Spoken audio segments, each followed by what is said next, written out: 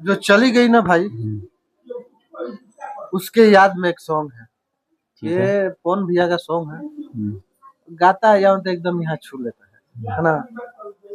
कला है उनके पास, सरस्वती है, गाते हैं।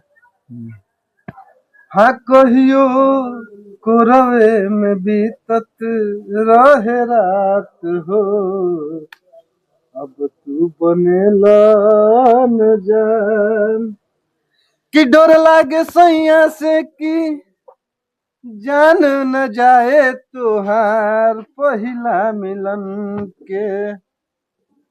ई बात न सोचो का बीतत होई गोरी हमरा ई मन पे। अरे देखला पे जाए लग जा जोरे पगल तबाह कर देले।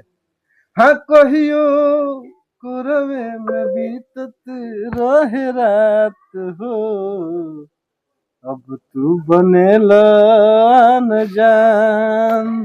हो गई, चलो।